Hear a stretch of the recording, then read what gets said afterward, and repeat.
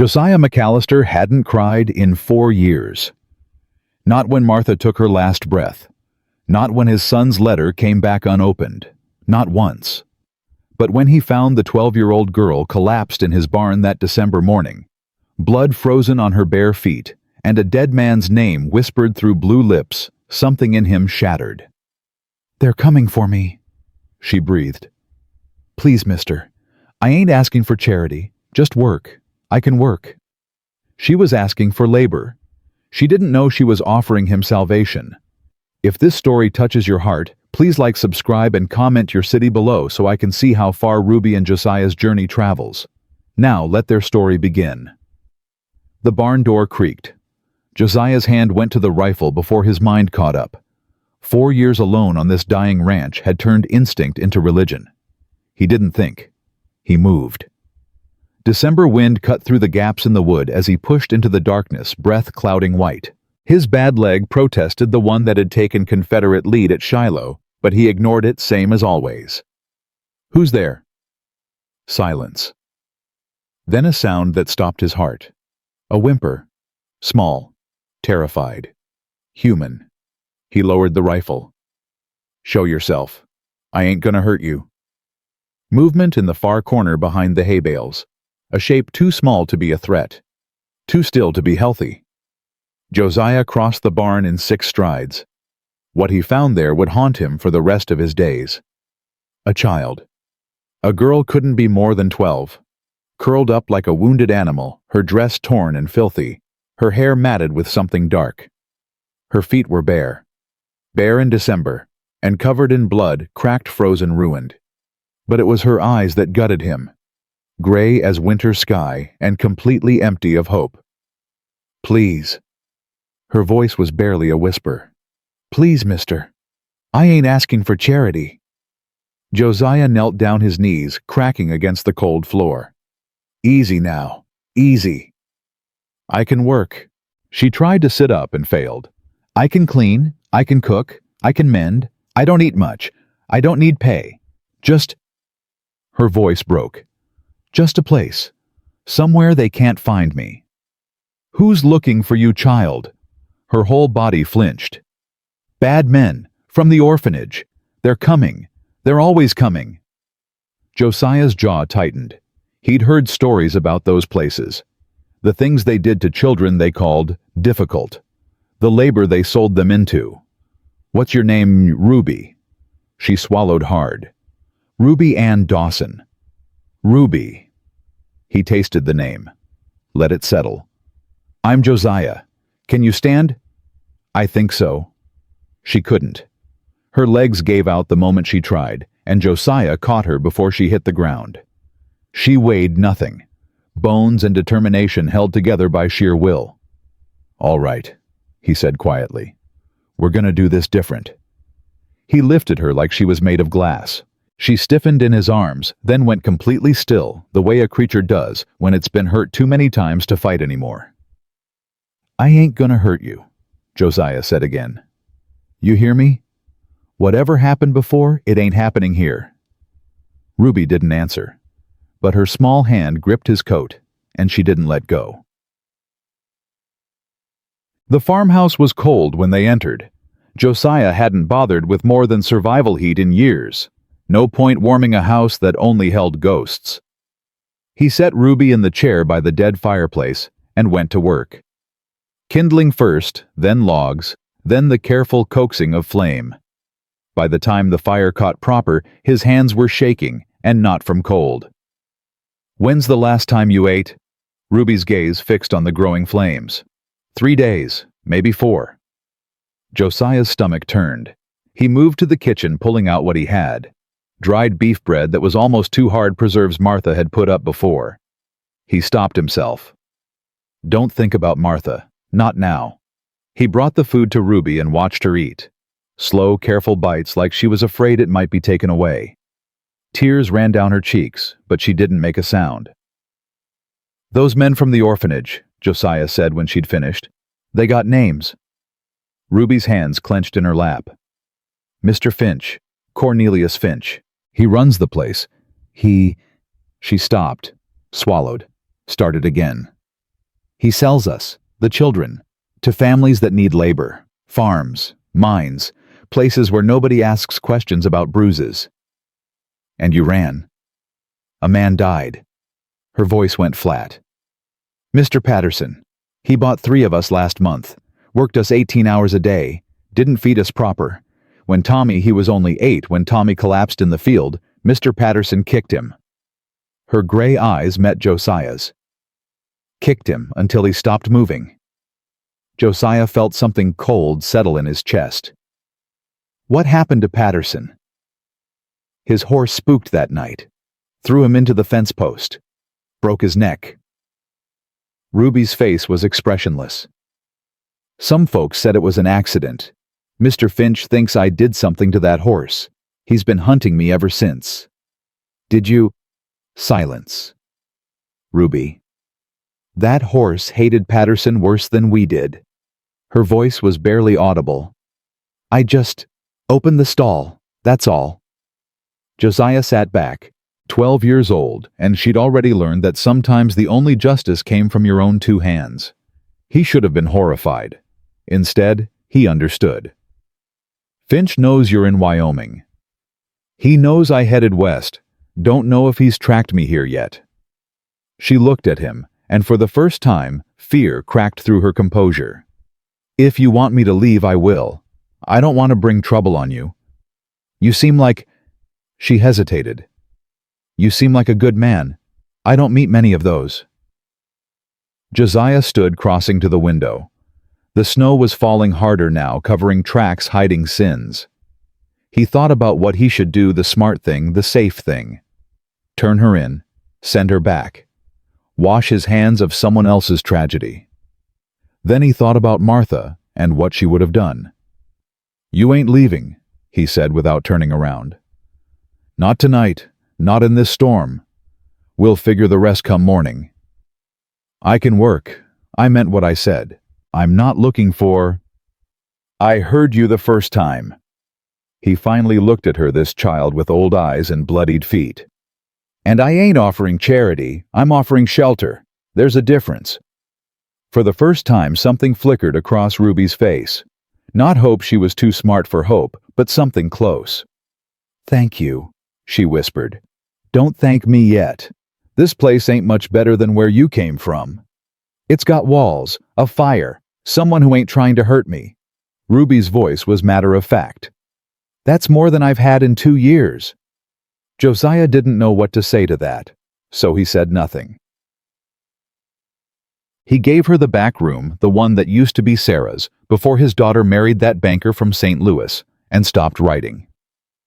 The bed was made, the quilt was old, but clean, and the window faced east, so she'd wake with the sun.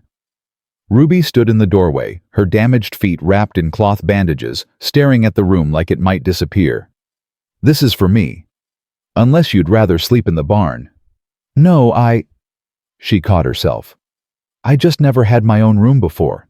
At the orphanage there were 40 of us in one hall. At Mr. Patterson's we slept in the barn with the animals. Josiah's hands curled into fists at his sides. Well, this one's yours, long as you're here. How long is that? The question hung between them. Josiah didn't have an answer. He'd learned years ago that making promises only set you up for breaking them. Long as you need, he said finally. We'll take it one day at a time. Ruby nodded slowly. Then, with a formality that broke his heart, she extended her small hand. Thank you for your hospitality, Mr. McAllister. Josiah shook it. Her grip was stronger than he expected. Josiah, just Josiah. Josiah. She tested the name. Good night, Josiah. Good night, Ruby. He pulled the door closed and stood in the hallway, listening to the wind howl outside. Somewhere in that storm, men were hunting a 12-year-old girl for the crime of surviving, for refusing to die quiet. Josiah had spent 4 years wishing he could feel something, anything, besides the dull ache of loss. Now, standing outside that closed door, he felt rage. Pure, clean, righteous rage. Let them come, he thought. Let Cornelius Finch and whoever else think they can take this child. Let them try. They'd learn what happened to men who threatened what belonged to Josiah McAllister. Ruby woke before dawn. For 3 heartbeats, she didn't know where she was. The bed was too soft. The room was too quiet. There was no one shouting, no one hitting no frozen ground beneath her back. Then she remembered. The barn. The cowboy with sad eyes. The way he'd carried her like she mattered. She sat up slowly, her body aching in a dozen places. Through the window, the sky was just beginning to lighten gray, bleeding into rose stars, fading one by one. She could hear movement in the house. Footsteps heavy, but not angry. The clatter of a stove door. The smell of coffee. Ruby dressed quickly, smoothing her ruined dress as best she could. The bandages on her feet were spotted with blood, but the pain had dulled to a manageable throb. She'd walked on worse. She found Josiah in the kitchen, standing at the stove with his back to her. His shoulders were broad but stooped like a man carrying weight nobody could see. "You're up early." Ruby jumped. She hadn't made a sound. "How'd you know I was there?" "Heard the floorboard. Third one from the left always creaks." He didn't turn around. "Coffee?" "I've never had coffee." Now he did turn one eyebrow raised. "Never." "Orphanage gave us water. Sometimes milk if we'd been good." Something dark crossed Josiah's face. "Well, you ain't at the orphanage anymore. Sit down." She sat. He poured her a cup, then set a plate in front of her eggs. Bacon biscuit, all of it steaming. Ruby stared at it like it might bite her. "Eat," Josiah said, "before it gets cold." She ate. Slow at first, then faster, as her starving body recognized real food. The eggs were rich, the bacon crispy, the biscuit soft enough to melt on her tongue. She wanted to cry again, but she'd done enough of that. "What happens now?" she asked when the plate was empty. Josiah sat across from her, his own coffee untouched. "Now you tell me the truth. All of it. Not just the parts you think I want to hear." Ruby's stomach clenched. "I told you. You told me about Patterson and the horse. You didn't tell me why Finch wants you specifically. Why he's chasing one girl across 3 territories when he's got 40 other children to sell." The silence stretched. Ruby looked down at her hands, small scarred, not quite steady. "Because I know things," she said finally. "I know where he keeps the money. The real money, not what he shows the inspectors. I know which families pay extra for certain kinds of children." Her voice hardened. "And I know where he buried the ones that didn't survive." Josiah went very still. Buried. Tommy wasn't the first. He wasn't even the 10th. Ruby met his eyes, and there was something ancient in her gaze, something no child should carry. "Mr. Finch has been running that orphanage for 15 years. You think all those children just grew up and left?" The fire crackled. Outside, a horse whinnied in the barn. "You can prove this." Josiah's voice was quiet, dangerous. "I've got papers, names, dates, stole them from his office before I ran." Ruby's hand went to her dress where something crinkled beneath the fabric. "Everything he's done, everyone he's sold, every child that disappeared. And he knows you have them. That's why he won't stop, not until he gets them back or I'm dead." She laughed, and it was the most hollow sound Josiah had ever heard. "Probably both." Josiah stood abruptly, his chair scraping against the floor. He crossed to the window, staring out at the snow-covered land, his jaw tight. "You should have told me this last night. Would you have let me stay if I had?" He didn't answer. "I'm sorry." Ruby's voice was small. "I can leave. Take my chances in the storm. I've survived worse." "You ain't going anywhere." Josiah turned to face her, and his expression had changed. The sadness was still there, but now it was joined by something else, determination hard as iron. "Finch is coming. Fine, let him come." "You don't understand. He's got men, money, friends in high places." And I've got a rifle, a ranch that nobody cares about, and not a damn thing left to lose. Josiah's voice was flat. Way I see it, that makes us even. Ruby stared at him. Why? Why what? Why help me? You don't know me. You don't owe me anything. For a long moment, Josiah didn't respond. Then he reached into his pocket and pulled out a photograph creased, faded, handled so many times the edges were soft as cloth. Her name was Martha, he said quietly. My wife. She died 4 years ago when the sickness came through. There wasn't nothing I could do but hold her hand and watch her go. Ruby looked at the photograph. A woman with kind eyes and a gentle smile. She always wanted to help people, every stray dog, every hungry traveler, every child that needed a meal. I used to tell her she'd give away everything we had and smile while doing it. His voice cracked. She told me that's what living was for, not collecting things, not building walls, helping whoever needed it whenever you could. He tucked the photograph back into his pocket. I forgot that after she died. Forgot most things. Been living like a ghost on this land, waiting for something I don't know what. Permission to give up, maybe. He looked at Ruby, and for the first time, she saw something other than grief in his eyes. Then you showed up in my barn asking for work with blood on your feet and hell on your heels. And I thought maybe this is why I'm still here. Maybe this is what I was waiting for. Ruby's throat tightened. I'm not worth dying for. That ain't your call to make. Josiah, you asked why I'm helping you. That's the answer. Martha would have wanted me to, and maybe, just maybe, I want to be the kind of man she thought I was.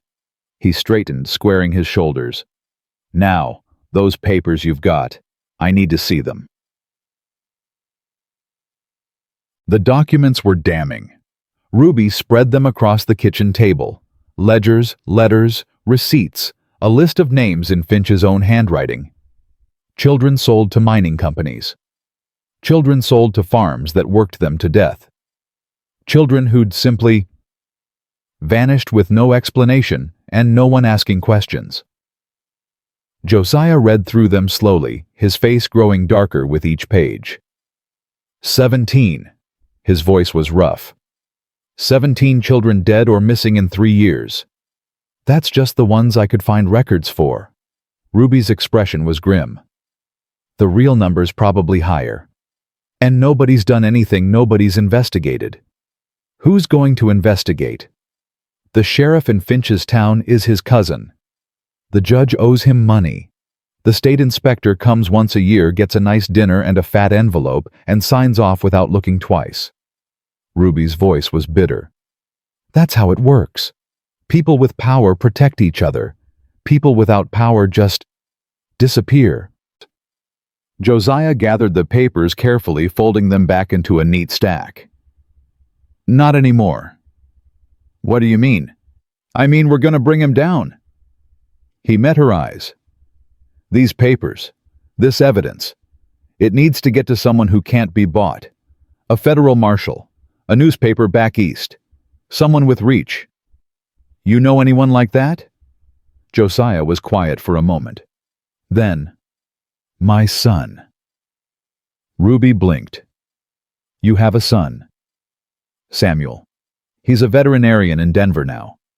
Been 6 years since we spoke. The words seemed to cost him something. We didn't part well. He wanted to go to college, make something of himself.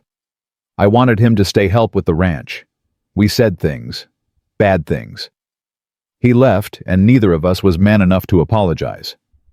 But you think he'd help? Sam's got connections I don't. City connections. He knows lawyers, journalists, people who deal with corruption. Josiah's jaw tightened. Only question is whether he'll even read a letter from me. Ruby considered this. Write it anyway. What? Write the letter. Send it. She shrugged. Worst thing that happens, he ignores it. But maybe he won't. Maybe he's been waiting for you to reach out, same as you've been waiting for him. Josiah stared at her. You're 12 years old. How do you know so much about stubborn men and their pride? I spent 2 years watching grown-ups make stupid decisions because they were too proud to admit they were wrong. A ghost of a smile crossed her face. Also, my mama used to say that holding on to anger was like drinking poison and expecting the other person to die. Your mama sounds like a smart woman. She was. The smile faded. Smartest person I ever knew. She just couldn't outsmart being poor or being sick. Silence settled between them, heavy with shared grief. Then Josiah nodded once decisively.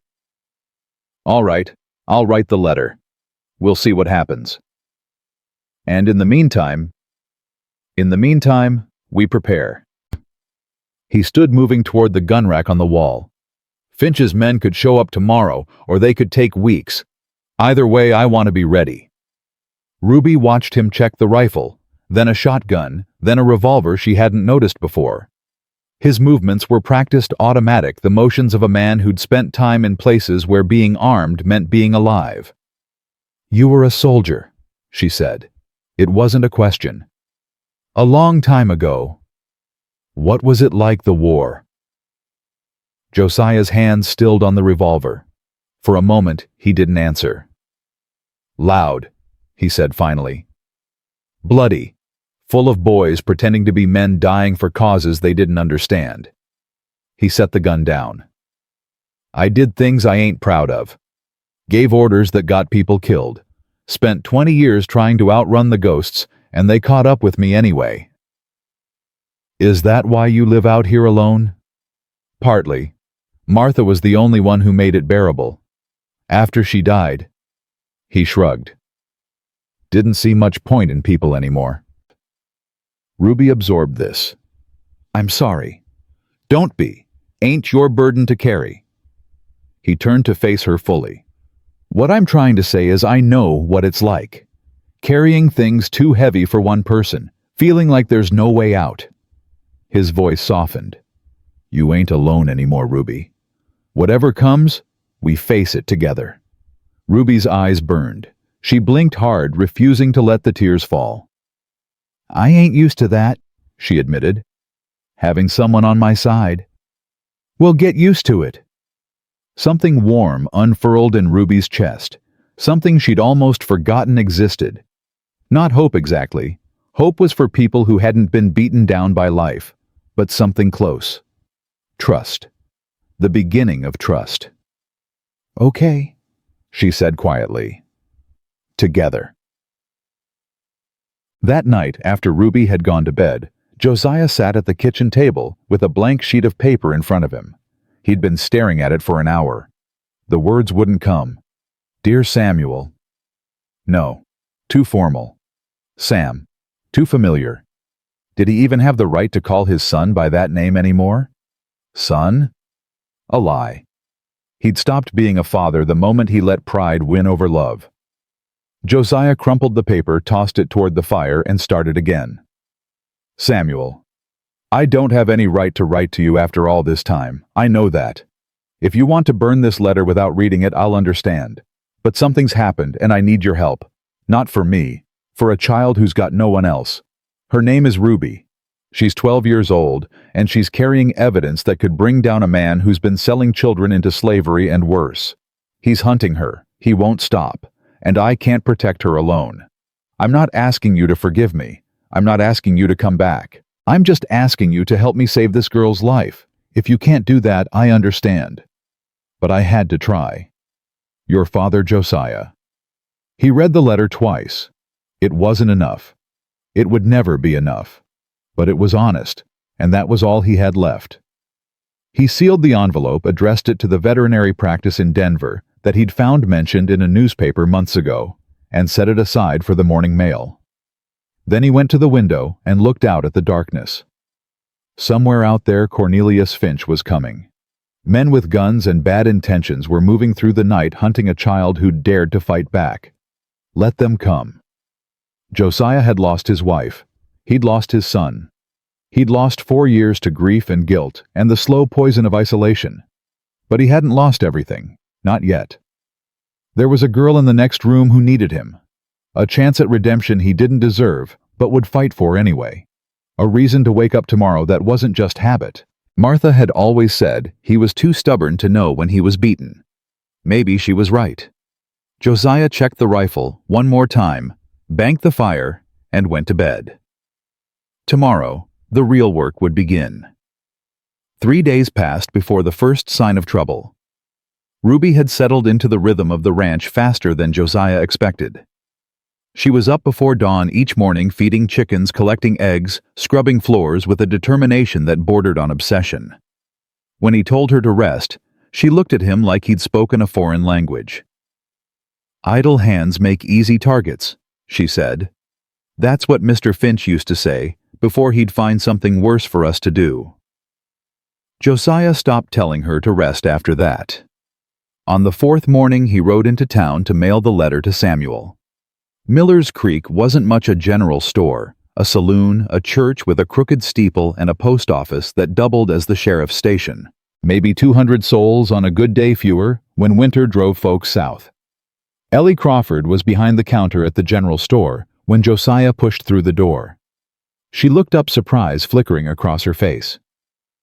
"Josiah McAllister. Haven't seen you in, 3 months?" "4. He set his list on the counter. "Need supplies. More than usual." Ellie's eyebrow rose. She was 48, widowed 5 years now, with gray streaking her auburn hair and a spine made of pure iron. She'd built this store from nothing after her husband's accident, and she didn't take nonsense from anyone, including stubborn ranchers who'd forgotten how to be part of a community. "More than usual." She scanned the list. "Flour, sugar, salt, coffee, bandages, extra blankets." Her eyes met his. "You expecting company?" "Something like that." Josiah. "It's complicated, Ellie." "It's always complicated with you." She started gathering items. "Word around town is you've got a child staying at your place. Young girl showed up out of nowhere." Josiah's jaw tightened. "Word travels fast." "Miller's Creek is small. Everything travels fast." She set a bag of flour on the counter with more force than necessary. "Tom Henley saw you carrying someone into your house during the storm. Figured it was either a girl or the smallest outlaw in Wyoming history. She needed help. And you're helping her. That's good." Ellie paused, studying his face. "But you should know, strangers have been asking questions." The words hit Josiah like a punch. "What kind of strangers?" "2 men. Came through yesterday. City clothes, hard eyes. Asked if anyone had seen a young girl traveling alone. Red hair, about 12 years old." Ellie's voice dropped. "They were offering money for information. Good money." "What did you tell them?" "Nothing. Told them I minded my own business and suggested they do the same." A ghost of a smile. "They didn't appreciate the suggestion." "Where are they now?" "Left town, heading east." "But Josiah..." She leaned closer. "They'll be back. Men like that always come back." Josiah gathered his supplies, his mind racing. "I need you to do something for me. Name it. If anyone else comes asking about a girl you haven't seen anything, you don't know anything." "I can do that." Ellie caught his arm as he turned to leave. "But Josiah, what are you mixed up in?" He looked at her. This woman who'd shown him nothing but kindness in the years since Martha died. She deserved the truth, but the truth would put her in danger. "Something I should have gotten mixed up in a long time ago," he said. "Thank you, Ellie, for everything." He was out the door before she could respond. The ride back to the ranch took 40 minutes. 40 minutes of watching the horizon, checking his back trail, listening for hoofbeats that shouldn't be there. By the time he saw smoke rising from his chimney, his shoulders ached from tension. Ruby was waiting on the porch. Her face was pale. Someone was here. Josiah dismounted fast. "What? When?" "An hour ago, maybe less. I was in the barn when I heard horses. 2 men. They rode up to the house, looked around, then left." Her voice was steady, but her hands weren't. I hid in the hayloft. They didn't see me. Did you see them? Ruby nodded. One was tall, thin, with a scar on his chin. The other was shorter, heavier. They both had guns. Josiah's blood went cold. Finch's men. I don't know. I've never seen them before. But... She hesitated. They were looking for something. Someone. They kept saying, she has to be here somewhere. Did they go inside? No, the door was locked, but they looked through the windows. Ruby's composure finally cracked just a little. I'm sorry. I should have... You did exactly right. Josiah gripped her shoulders. You hid. You survived. That's all that matters. They'll be back. Yes, they will. What do we do? Josiah looked at the house. His house. The place where he'd built a life with Martha, raised his son, buried his dreams. The place he'd been dying slowly for 4 years. We get ready, he said. The next few hours were a blur of preparation. Josiah showed Ruby the root cellar hidden beneath the kitchen floor, big enough for one person to hide if needed. He checked every window, every door, every potential entry point. He loaded every weapon he owned and positioned them throughout the house. Ruby watched him work with those ancient eyes. You've done this before. War teaches you things. He set the shotgun behind the kitchen door. Things you wish you could forget. Will they come at night? Probably. Easier to move unseen. Easier to make people disappear. How many do you think there are? 2 that you saw. Could be more. He finally stopped, turning to face her. Ruby, I need you to promise me something. What? If things go bad, if they get past me, you run. Don't fight, don't hide, don't try to help. You take those papers, and you run as far and as fast as you can. Ruby's jaw set. No. This isn't negotiable. I'm not leaving you. Her voice was fierce, sudden, nothing like the broken child he'd found in his barn. I've left people before. People who helped me. People who tried to protect me. I left and they died and I couldn't... She broke off, breathing hard. I'm not doing it again. Ruby. You said we face this together. You said I'm not alone anymore. Did you mean it, or was that just something nice to say? The question hung between them. Josiah thought about Martha, about Samuel, about all the times he'd failed the people who mattered most. I meant it, he said quietly. Then stop trying to send me away. He wanted to argue, wanted to tell her that 12-year-olds shouldn't have to fight grown men with guns, that his job was to protect her whether she liked it or not, that her life mattered more than his ever could. Instead, he said, all right, together, but you follow my lead. You do what I say when I say it. Agreed. Ruby nodded once. Agreed. They ate dinner in near silence that evening.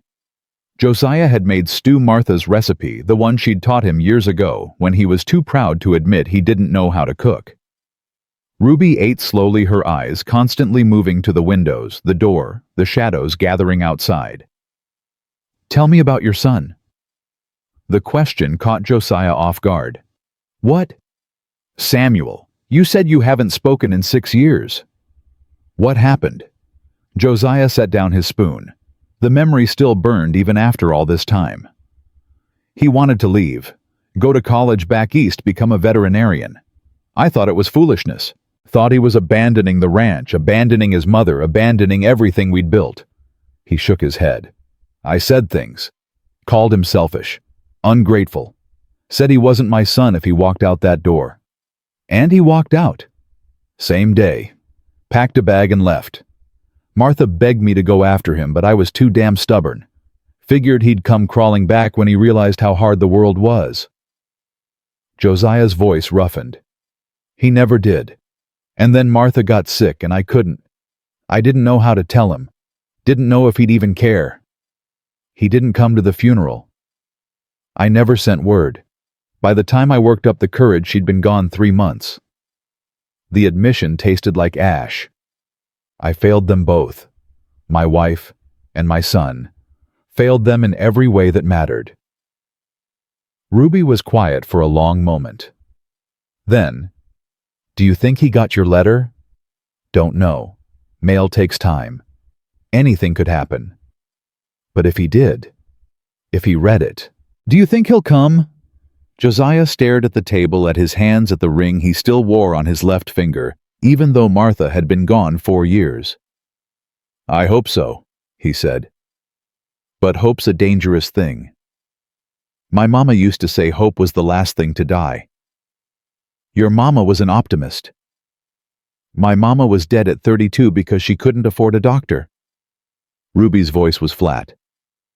"But she kept hoping until the very end. Kept telling me things would get better, that someone would help us, that the world wasn't as cruel as it seemed." She paused. "She was wrong about most things. But she was right about hope. It's the only thing that keeps you moving when everything else is gone." Josiah looked at this girl, this child who'd seen more darkness in 12 years than most people saw in a lifetime, and felt something crack open in his chest. "You're too young to be this wise. And you're too old to give up." A ghost of a smile crossed her face. "Guess we're both stuck being something we shouldn't be." Despite everything, Josiah laughed. It was a rusty sound, unused for too long, but real. "I guess we are." The attack came just after midnight. Josiah was dozing in the chair by the window when he heard it, hoofbeats faint, but growing louder. Multiple horses moving fast. He was on his feet before his eyes fully opened. Ruby! She was already awake, already moving from the back room. She'd slept in her clothes boots by the bed, ready to run. "I heard." "How many?" She pressed her face to the window, careful to stay in the shadows. "4, maybe 5. They're stopping at the gate." Josiah grabbed the rifle. "Root cellar, now." "Josiah, we talked about this. I need to know you're safe. I can't fight if I'm worrying about where you are." Ruby hesitated, then nodded. She crossed to the kitchen, pulled up the hidden door, and looked back at him. "Don't die." "Not planning on it." She disappeared into the darkness below. Josiah lowered the door, kicked the rug back over it, and moved to the window. 5 men. 3 dismounting, 2 staying with the horses. They moved with military precision, spreading out to cover the approaches to the house. Professional. Dangerous. A voice called out, "McAllister, we know you're in there." Josiah didn't answer. "We don't want trouble, just the girl. Hand her over and we ride away. Nobody gets hurt." Silence. "Last chance, old man. Don't make this harder than it needs to be." Josiah raised the rifle, sighting down the barrel at the speaker, the tall one with the scar on his chin. "She's not here," he called back. "Left 2 days ago, headed south." "You're lying." "Am I? Go ahead and search. You won't find nothing but an old man with too many guns and not enough patience." Movement. The men exchanging glances, uncertain. Then the scar-faced one laughed. "Nice try. But we tracked her here. Talked to people who saw her. She's in that house and you're going to give her to us. Come take her." The shot came fast, faster than Josiah expected. He ducked as the window shattered glass, spraying across the room. Return fire erupted from multiple positions, bullets punching through the walls, the door, anything they could hit. Josiah rolled, came up firing. His first shot took one of the men in the shoulder. His second missed. His third, a bullet grazed his arm, spinning him sideways. Pain flared hot and immediate. He hit the floor, crawled behind the overturned table, and tried to control his breathing. "You're outnumbered, McAllister. Give it up." Josiah checked his wound, shallow bleeding. Nothing fatal. He could still fight. "Go to hell." More shots. The front door splintered. Josiah fired through the gap, heard someone curse. Footsteps on the porch, heavy and fast. He had maybe 3 seconds before they breached. He used 2 of them to grab the shotgun. The door crashed inward. A man came through, big, bearded, moving fast. Josiah pulled both triggers. The blast took the man off his feet. But there were more behind him. Too many. Josiah was reloading when someone grabbed his arm, twisted, and slammed him against the wall. The rifle clattered away. A fist connected with his jaw, then his stomach. He tasted blood. Where is she? The scar-faced man was in his face now, eyes cold as winter. The girl. Where? Gone. Josiah spat blood. Told you. She left. Search the house. Men moved through the rooms, overturning furniture, smashing anything that might hide a child. Josiah heard them in the kitchen, the bedroom, the back room. His heart hammered. The root cellar. If they found the root cellar, nothing. One of the men emerged, frustrated. She ain't here. Scarface's grip tightened on Josiah's collar. You're lying. I can see it in your eyes. Where is she? I told you. The man hit him, hard, once, twice, 3 times. Josiah's vision swam. We can do this all night, old man. I got nothing but time. Josiah laughed, blood bubbling on his lips. Then we got something in common. Another hit. And another.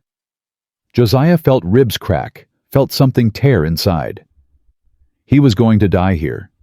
He knew it now with the clarity that only comes when death is close enough to touch. But Ruby was safe. She was hidden. That was enough. Boss. One of the men spoke from the porch.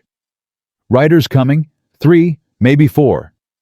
Scarface cursed. Who? Can't tell. Coming fast. A moment of calculation.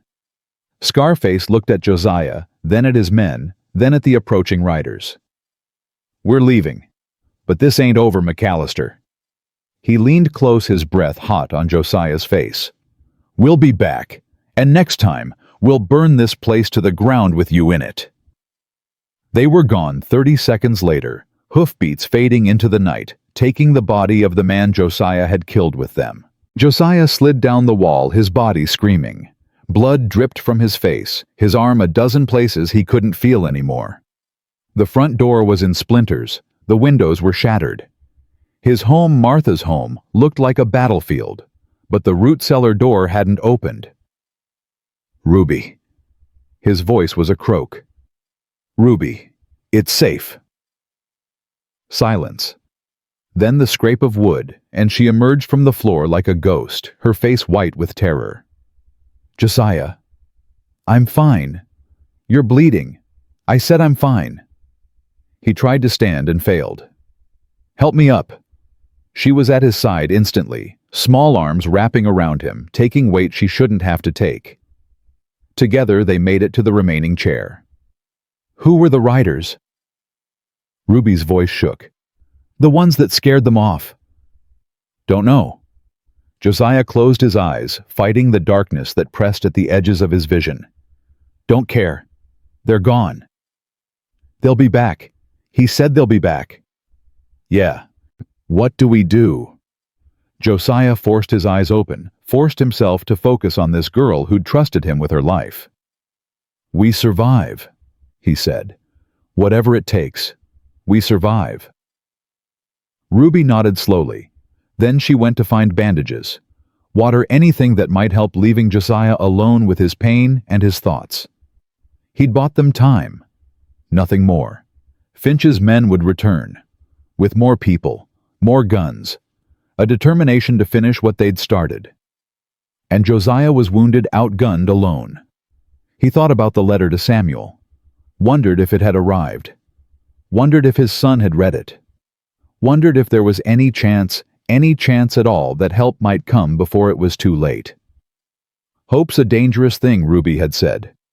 But right now, it was the only thing he had. Morning came gray and cold. Ruby had worked through the night cleaning wounds, wrapping bandages, boarding up windows, with whatever scraps of wood she could find. She hadn't slept. Hadn't cried. Had simply done what needed doing, her small hand steady when everything else was chaos. Josiah watched her work from the chair he couldn't leave. His ribs were cracked, maybe broken, and every breath felt like swallowing glass. But he was alive. They both were. You should rest, Ruby said without looking up. So should you. I'm fine. You've been saying that for 6 hours. Because it's been true for 6 hours. She finished nailing a board across the shattered window and finally turned to face him. Can you move? If I have to. You have to. She crossed to him, her expression grave. We can't stay here, Josiah. They know where we are. They'll be back with more men. And go where the storm will start again by nightfall. We'd freeze before we made it 10 miles. Then we go to town. Find help. Finch has money. Money buys friends. How do we know who to trust? Ruby was quiet. Then, the woman at the store. Ellie. She seemed decent. Josiah thought about Ellie, about the way she'd warned him, protected Ruby's secret, offered help, without asking for anything in return. She is decent. Then we go to her. Tell her what's happening. Maybe she knows someone who can help. It was a risk. Everything was a risk now. But staying here wounded and outgunned, waiting for Finch's men to return, that was suicide. All right, Josiah said. We go to Ellie. The ride into town was agony. Every step the horse took sent fire through Josiah's ribs. Ruby sat behind him, her arms wrapped around his waist, holding him steady when he swayed. They made it to Miller's Creek just before noon. Ellie's face went white when she saw them. Good Lord, Josiah, what happened? Inside. He half fell from the horse. Please.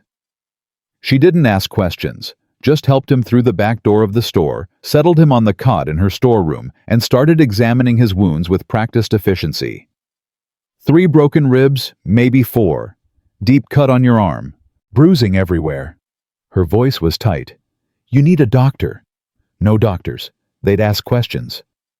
Questions might be better than dying. Dying comes later. He grabbed her hand, forced her to look at him. Ellie, I need help. Not for me. For her. He looked at Ruby standing in the doorway with those ancient eyes. Ellie followed his gaze. Understanding dawned on her face. The men who came through town, the ones asking about a girl. She looked back at Josiah. They did this. And they'll do worse if they find her. Who are they? What does she have that's worth killing for? Josiah glanced at Ruby, who nodded slowly. Papers, he said. Evidence. A man named Cornelius Finch has been selling children from his orphanage into slavery, working them to death, killing the ones who resist. He paused. Ruby has proof. Names, dates, everything. He'll burn the whole territory to get it back. Ellie sat back, her face pale. Dear God. I need to get word to Denver. My son's there, he might be able to help, but the mail's too slow, and I can't ride in this condition.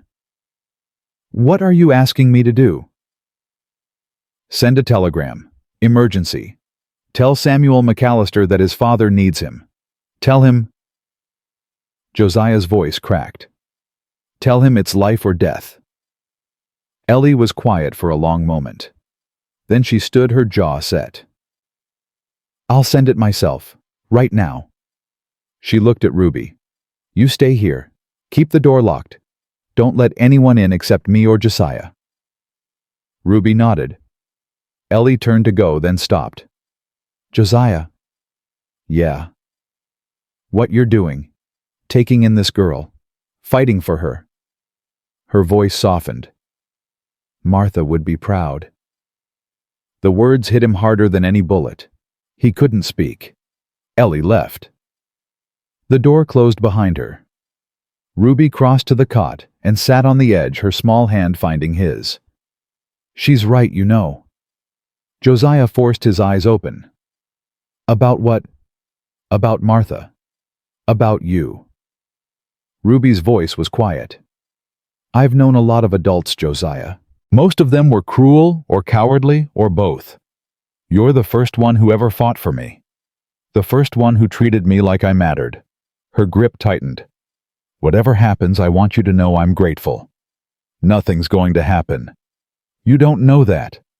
No, Josiah admitted. I don't, but I'm not going to stop fighting until they put me in the ground. That I can promise. Ruby smiled, small, sad, real. Then I'll fight too.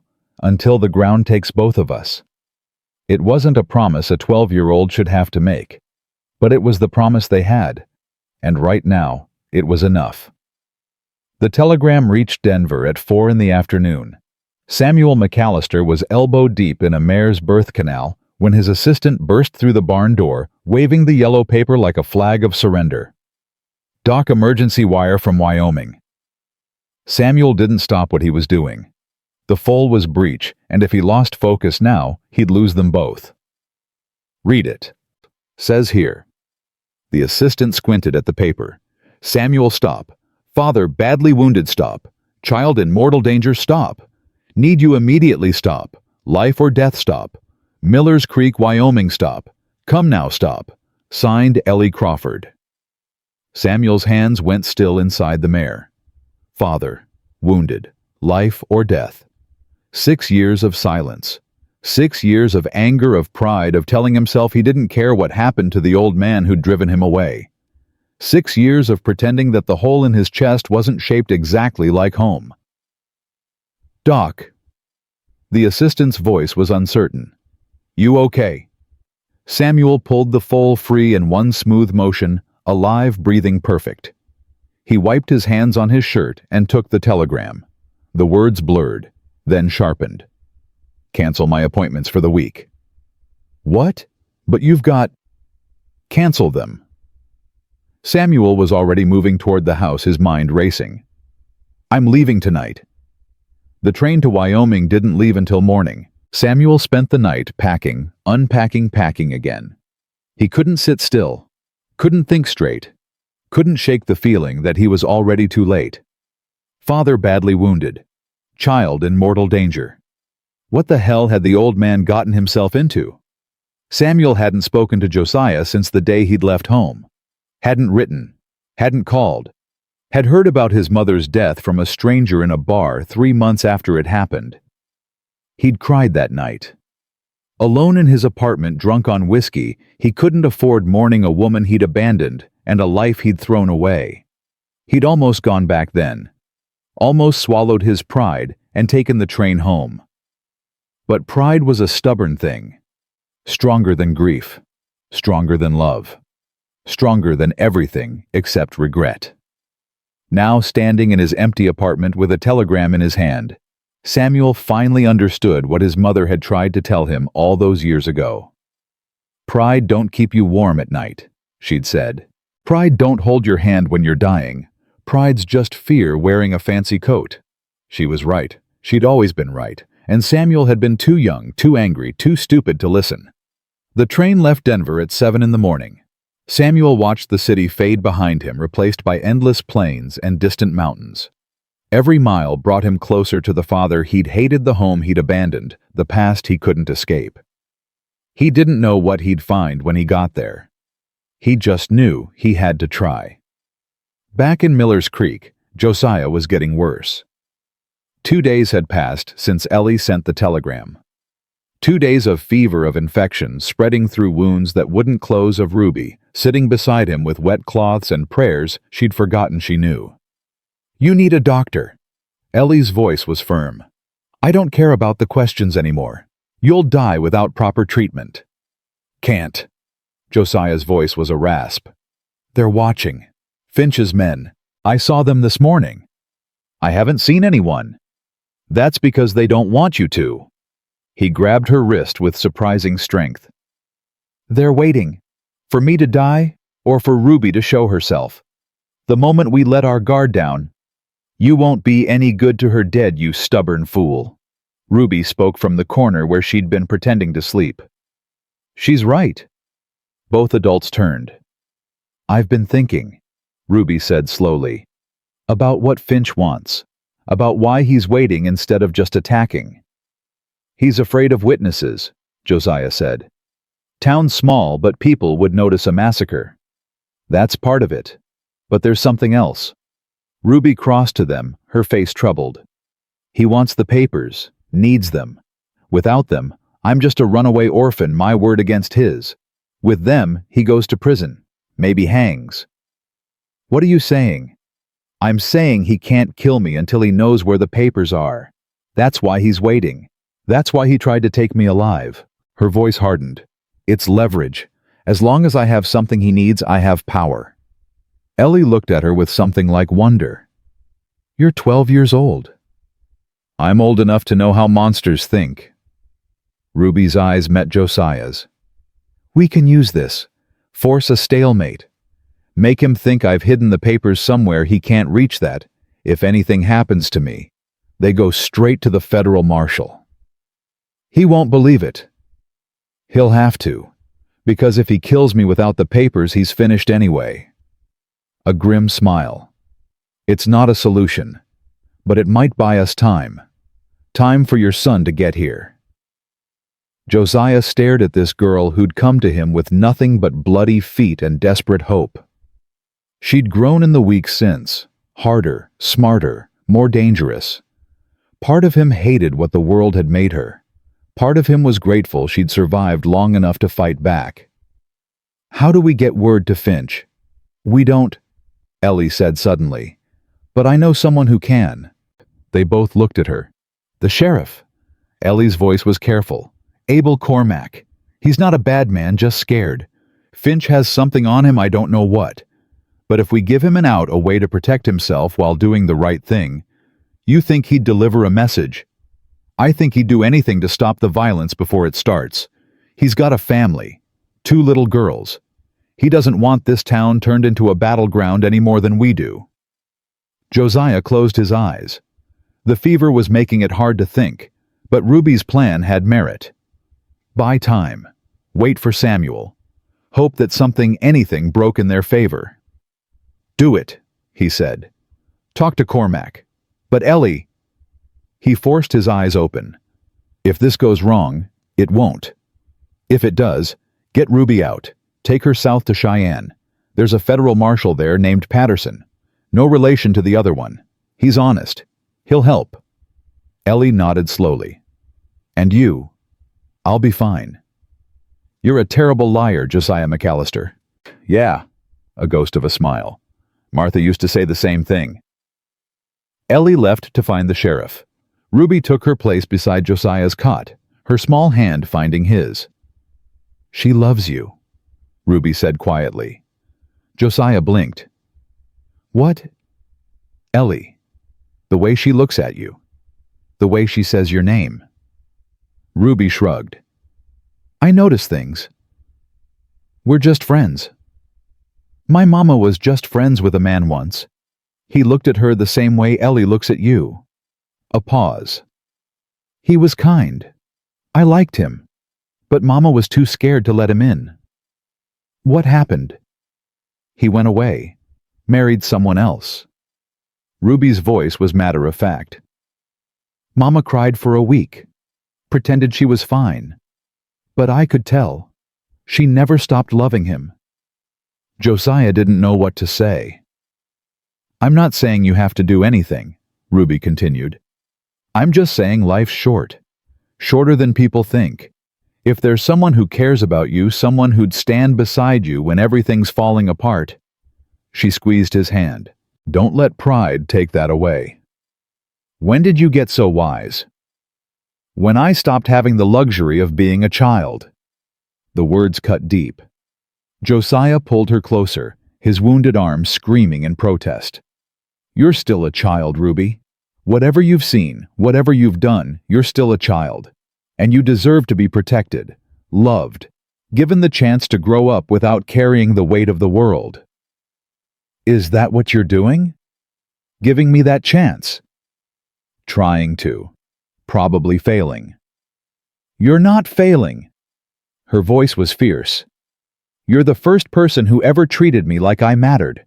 The first person who fought for me instead of against me. Whatever happens, whatever Finch does, you gave me something I'd forgotten existed. What's that? Hope. The word hung between them, fragile and precious. Then the door burst open. Ellie stood in the doorway, her face white. They're here. Finch himself. He's demanding to see Ruby.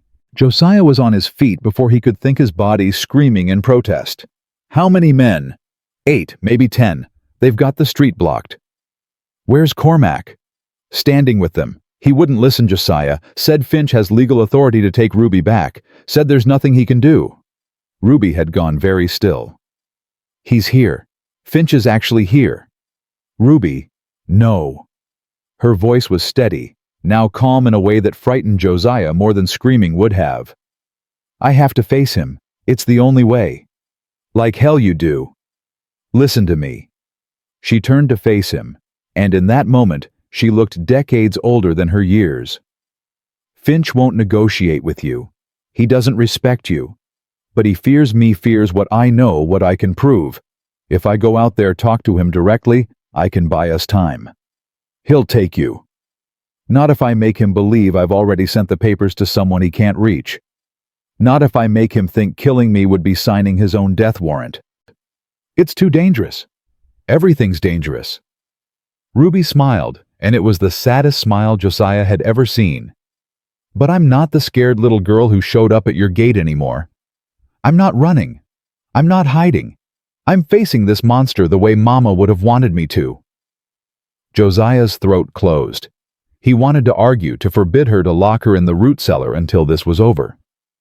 But he knew, with the certainty that comes from looking into someone's eyes and seeing their soul, that Ruby wasn't asking for permission. She was saying goodbye. 10 minutes, he said hoarsely. You get 10 minutes to talk. Then I'm coming out there, ribs or no ribs, and we end this together. Ruby nodded. Together. She walked toward the door. Ellie caught her arm. Be careful. I will. And Ruby? Ellie's voice cracked. What you're doing, it's the bravest thing I've ever seen. It's not brave. Ruby's smile didn't reach her eyes. It's just the only thing left to do. She stepped outside. Cornelius Finch stood in the middle of the street like he owned it. Tall, thin, dressed in black that made him look more like an undertaker than an orphanage director. His eyes tracked Ruby as she emerged from the store, cold and calculating. Miss Dawson. His voice was smooth, educated, completely devoid of warmth. You've led me on quite a chase. Mr. Finch. Ruby stopped 10 feet away, her hands folded in front of her. You look tired. I am tired. Tired of hunting a troublesome child across 3 territories. Tired of paying good money to incompetent men. Tired of this entire unfortunate situation. Then let's end it. Finch tilted his head. I'm listening. You want the papers, the ones I took from your office. Ruby's voice didn't waver. The ones that prove you've been selling children into slavery, working them to death, burying the ones who didn't survive. A murmur rippled through Finch's men. Even Sheriff Cormack looked uncomfortable. Baseless accusations. I have names, dates, payment records. Ruby stepped closer. I have a list of 17 children who died under your care and the families who paid to make them disappear. I have letters between you and mine owners in Colorado discussing labor costs and replacement schedules. I have everything, Mr. Finch, everything you tried so hard to hide. Finch's mask slipped just for a moment. Ruby saw rage there, and fear, and something that might have been respect. Where are these papers now? Somewhere you'll never find them, and before you think about hurting me. Ruby's voice hardened. They're not here. I've already sent copies to a federal marshal in Cheyenne, a newspaper in Denver, and a lawyer in Chicago who specializes in cases exactly like this. If I die, if I disappear, if anything happens to me, or the people protecting me, those papers become public within the week. You're bluffing. Am I? Ruby met his eyes without flinching. You've known me since I was 10 years old, Mr. Finch. Have I ever been stupid enough to bluff? Silence. The wind blew cold down the empty street. What do you want? Finch asked finally. I want you to leave. Walk away. Forget you ever heard my name. And in exchange, I don't destroy you. I keep the papers hidden. Your secrets stay secrets. Ruby paused. Until you give me a reason to change my mind. You expect me to trust a 12-year-old girl? I expect you to trust your own survival instinct. You're a businessman, Mr. Finch. Calculate the odds. What happens if you take me and the papers go public anyway? What happens if you kill me and everything comes out? What's your life worth versus my silence? The calculation was visible on Finch's face. Ruby watched him weigh options, consider angles, measure risk against reward. Then he smiled, and the smile was worse than his anger. You've grown, Ruby. I remember when you were a scared little thing crying for your mother. He stepped closer. But you've made a mistake, a fatal one. What's that? You've told me exactly what you're afraid of. You've told me that the papers are your only leverage, that everything depends on keeping them safe. His smile widened. Which means all I have to do is find them. And I will find them, Miss Dawson. I have resources you can't imagine, friends in places you've never heard of. It's only a matter of time. Then you'd better hurry. Ruby's voice was ice. Because the clock is ticking, and you don't have as many friends as you think. For a long moment they stood there, the monster and the child, locked in a battle of wills neither could afford to lose. Then a shout from the edge of town. Rider coming fast! Everyone turned. A single horse galloping hard, kicking up dust as it tore down the main road. The rider was hunched low, pushing the animal to its limits. Ruby felt her heart stop. The rider pulled up just short of the crowd, his horse blowing hard. He was young, late 20s, with dark hair, tired eyes, and a face that looked eerily familiar. I'm looking for Josiah McAllister. His voice was breathless but strong. I'm his son. The door to the general store flew open. Josiah stumbled out, Ellie catching his arm before he fell. Samuel. The young man's face went white. Father. My God, what happened to you? Doesn't matter. Josiah's voice cracked. You came. Of course I came. Samuel dismounted, crossing to his father in 3 strides. Did you think I wouldn't? I didn't know. I hoped, but... Later. Samuel's eyes swept the street, taking in Finch, the armed men, Ruby standing alone in the middle of it all. His jaw hardened. What the hell is going on here? Finch recovered quickly. A private matter. Nothing that concerns you. My father's bleeding in the street and a child's being threatened by armed men. Samuel's voice was cold. That concerns me. The girl is a runaway from my orphanage. I'm simply here to return her to proper custody. Is that so? Samuel looked at Ruby. Is that what you want? To go back with him? Ruby met his eyes. She saw Josiah's stubbornness there, Martha's kindness, and something else. Something she hadn't expected. Intelligence. Calculation. The look of a man who knew how to fight battles without fists. No, she said clearly. I'd rather die. Samuel nodded slowly. Then he turned to Finch. I'm a veterinarian by trade, Mr. Finch. Cornelius Finch. Mr. Finch. But before I was a veterinarian, I spent 3 years studying law. A thin smile. Didn't finish, but I learned enough. And what I see here looks a lot like attempted kidnapping, intimidation, and assault. I have legal authority. You have a piece of paper from a county office 300 miles away. In this jurisdiction, that means precisely nothing without a court order from a local judge. Samuel stepped forward. I don't see a court order. I don't see a warrant. I see a man with guns trying to take a child against her will. And if you think I'm going to stand by and watch that happen, you don't know what you're getting into, boy. I know exactly what I'm getting into. Samuel's voice hardened. And I'm not a boy. I'm an officer of the court, a citizen of this territory, and the son of the man you just tried to kill. So here's what's going to happen. You're going to take your men, get back on your horses, and ride out of this town. Now.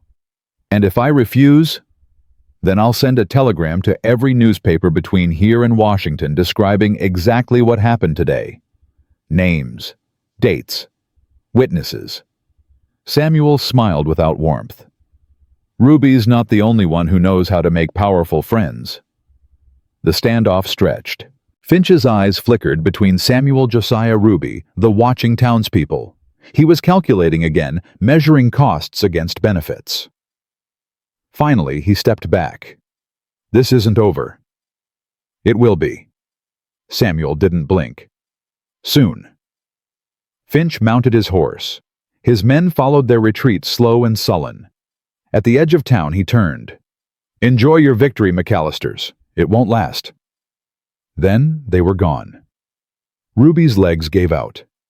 Samuel caught her before she hit the ground, lowering her gently to sit on the boardwalk. Josiah limped over, dropping beside her, pulling her into an embrace that made his ribs scream. You did it, he breathed. My God, Ruby. You did it. We did it. She was shaking now, the fear she'd suppressed finally breaking free. He'll be back. You know he'll be back. And we'll be ready. Samuel crouched beside them, his face serious. Father, I need to know everything. Who this man is, what he's done, what evidence you have. If we're going to beat him for good. Not here. Josiah struggled to rise. Inside, too many ears. Ellie appeared at his side, helping him up. Samuel took his other arm, and together they moved into the store. Ruby followed her hand, finding Josiah's and holding tight. The door closed behind them. Now, Samuel said, turning to face his father for the first time in 6 years. Tell me everything. And Josiah did. He talked for 2 hours, about Ruby's arrival, about Finch's operation, about the papers, the evidence, the children who'd died, about the attack on the ranch, about the desperate plan that had just barely worked. Samuel listened without interrupting. When Josiah finished, he was quiet for a long moment. This is big, he said finally. Bigger than I thought. Can you help? I know a journalist in Denver, woman named Margaret Chen. She's been investigating orphan trafficking for years. If we can get her the papers, get her Ruby's testimony. Samuel's eyes lit up. This could blow the whole operation wide open. Not just Finch, everyone he's connected to. It's dangerous. Everything's dangerous. Samuel looked at Ruby. But you already knew that, didn't you? Ruby nodded slowly. I knew it might come to this. I just didn't think anyone would actually believe me. I believe you. Samuel's voice was firm. And I'm going to make sure everyone else does too. The room went quiet. Then Josiah spoke. Samuel. Yes. I owe you an apology. The words came hard-forced through years of pride and pain. What I said when you left. What I didn't say after. I was wrong. About everything. Father. Let me finish. Josiah's voice shook. I spent 6 years being angry, telling myself you'd abandoned me, abandoned your mother. But the truth is I drove you away. I was scared of losing you, so I held on too tight, and I lost you anyway. Tears ran down his weathered face. I'm sorry, son. I'm so damn sorry. Samuel stared at his father, this man who'd seemed so strong, so unbreakable, now wounded and weeping in a general store in the middle of nowhere. I was angry too, Samuel said quietly. Angry and stubborn, and too proud to be the first one to break. He stepped forward. But I never stopped loving you, never stopped wanting to come home. Then come home. Josiah's voice cracked. Please. Whatever happens next, however this ends, come home. Samuel pulled his father into an embrace, careful of the wounds, mindful of the years. I'm already here. Ruby watched them hold each other. These two broken men finally finding their way back. She thought about her own father, the one she'd never known, the one who'd left before she was born. She thought about what it meant to have someone fight for you, choose. You refused to let you go. Ellie caught her eye across the room. She was crying too. Looks like you've got yourself a family, Ellie said softly. Ruby smiled through her own tears. Looks like I do. Outside, the sun was setting over Miller's Creek. Finch was gone, but not beaten. The fight was far from over. But for the first time in a very long time, Ruby Ann Dawson believed they might actually win. The telegram from Denver arrived 3 days later. Samuel tore it open, his hands shaking. Ruby and Josiah watched from across the table, barely breathing. "Margaret Chen is coming," Samuel said, his voice tight with controlled excitement. "She's bringing a federal marshal and 2 other journalists. They'll be here in 4 days." Ruby let out a breath she didn't know she'd been holding. 4 days. "Can we hold out that long?" Josiah's voice was stronger now. 3 days of rest, proper food, and Ellie's stubborn nursing had pulled him back from the edge. He still moved like a man twice his age, but he could move. "We don't have a choice." Samuel set down the telegram. "But there's more. Chen's been tracking Finch for 2 years. She has sources inside his operation, people willing to talk if they know they'll be protected. With Ruby's papers and their testimony." "He's finished," Ruby said quietly. "He's finished." The relief should have been overwhelming. Instead, Ruby felt cold. Finch wasn't stupid. He'd know the moment outside investigators arrived. He'd know his window was closing. Cornered animals were the most dangerous kind. "He'll make a move," she said. "Before Chen gets here. He has to." Samuel and Josiah exchanged glances. "She's right," Josiah said. "Finch won't sit back and wait to be arrested. He'll either run or attack." "Then we prepare for both." Samuel stood pacing the small room. "Father, how many men can we count on? People in town who'd stand with us?" Josiah considered. "Tom Henley, the Cooper brothers, maybe 4 or 5 others. Good men, but not fighters. What about the sheriff? Cormac's a coward. He'll go whichever way the wind blows." "Then we make the wind blow our direction." Samuel stopped pacing. "We need to make this public. Get the whole town involved. Finch won't attack if there are too many witnesses." "How do we do that?" Ruby spoke up. "I'll tell them." Both men turned. "The townspeople. I'll tell them what Finch did. What he's still doing." Her voice was steady. "They need to understand what they're protecting, who they're protecting." "Ruby, that's dangerous." "Everything's dangerous." She met Josiah's eyes. "You told me I'm not alone anymore, that we face things together. Well, this is how I face it. By telling the truth. By not hiding anymore." Josiah's jaw worked. She could see him fighting the urge to forbid it, to lock her away somewhere safe. Then he nodded. "Together," he said quietly.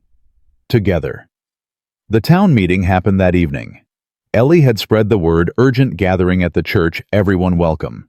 By 7 o'clock, more than 60 people had crowded into the small building. Farmers, shopkeepers, families with children.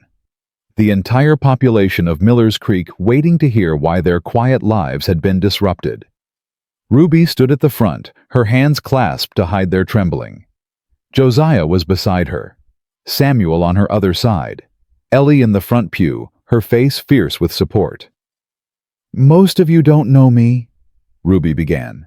Her voice was thin at first, but grew stronger with each word. "My name is Ruby Ann Dawson. I'm 12 years old, and until 3 weeks ago, I was property of the Finch Home for Orphaned Children." Murmurs rippled through the crowd. "I know what you're thinking. Orphanages are good places. They help children who have no one else." Ruby's hands clenched tighter. "Some of them are. The Finch Home is not." She told them everything. About the children sold to mines and farms. About the labor that broke small bodies and smaller spirits. About Tommy, 8 years old, beaten to death for the crime of being too tired to work. About the graves she'd seen dug at night, small enough to hold children who'd simply disappeared. The church went silent. Someone was crying. "I ran because I couldn't watch anymore," Ruby continued. "I ran because I'd rather die in the snow than spend another day in that place. And Mr. McAllister," her voice cracked, "he took me in. He didn't have to. He was a stranger and I was nobody, but he gave me a home, gave me a chance. She looked at Josiah, tears streaming down her face.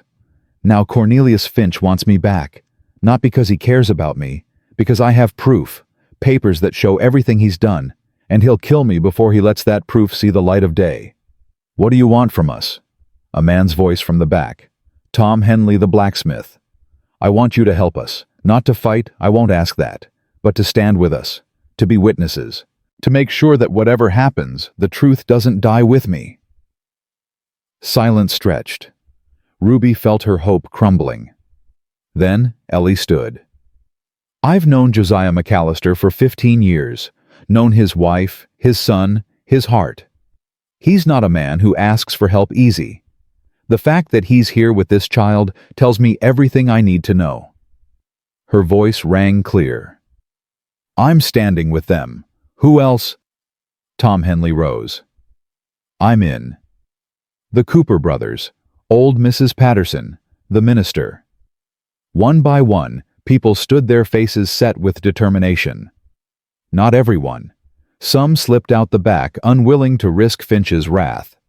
Sheriff Cormac stayed seated, his expression troubled. But enough. Enough to matter. Thank you, Ruby whispered. Thank you all. The meeting broke up slowly, people approaching Ruby and Josiah with offers of help, supplies, shelter if needed. Samuel organized them efficiently, patrols to watch the road, signals to spread warning safe houses for Ruby if things went bad. As the church emptied, Sheriff Cormac finally approached. McAllister, a word. Josiah's expression hardened. Say what you need to say. Cormac glanced around, making sure they weren't overheard. I know what you think of me. Coward. Finch's man. Maybe you're right. He swallowed hard. But I've got 2 daughters. 2 little girls who sleep in the room next to mine. When I heard what that man does to children... His voice broke. What are you saying, Abel?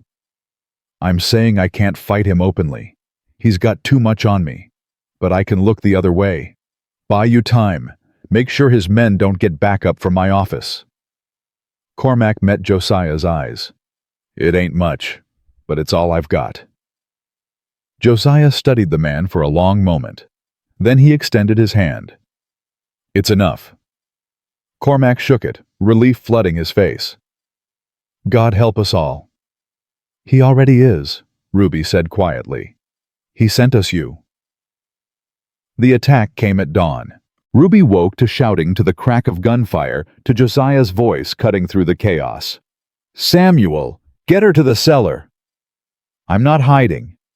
Ruby, please. Josiah's face was desperate. Just this once. Please. She went.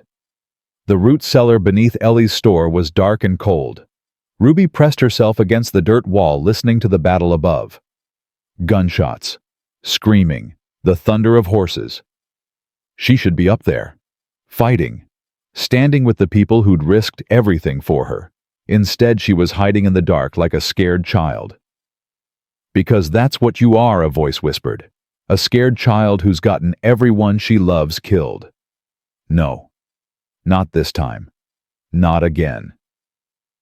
Ruby climbed out of the cellar. The street was chaos.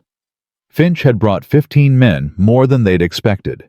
They'd hit just before sunrise, catching the town half asleep. But the townspeople had fought back. Tom Henley was on the roof of his shop, rifle cracking. The Cooper brothers had barricaded the main street. Samuel was directing people, his voice calm, despite the bullets flying past his head. And Josiah. Josiah was face to face with Cornelius Finch. They stood in the middle of the street, 10 feet apart. Finch had a pistol aimed at Josiah's chest. Josiah's rifle was pointed at Finch's head. It's over, Josiah said. Your men are losing. The marshal is on his way. You've got nothing left. I've got enough. Finch's smile was a wound. Enough to kill you. Enough to take the girl. Enough to burn this whole damn town to the ground. And then what? Runhide, spend the rest of your life looking over your shoulder. Better than prison. Better than hanging. Is it? Josiah's voice was steady. I've spent 4 years hiding Finch. hiding from grief, from guilt, from everything that made me human. You know what I learned? Running doesn't save you. It just makes the dying slower. Spare me the philosophy. I'm offering you the choice. Put down the gun. Turn yourself in. Face what you've done. Finch laughed. And you'll what? Forgive me. Let bygones be bygones.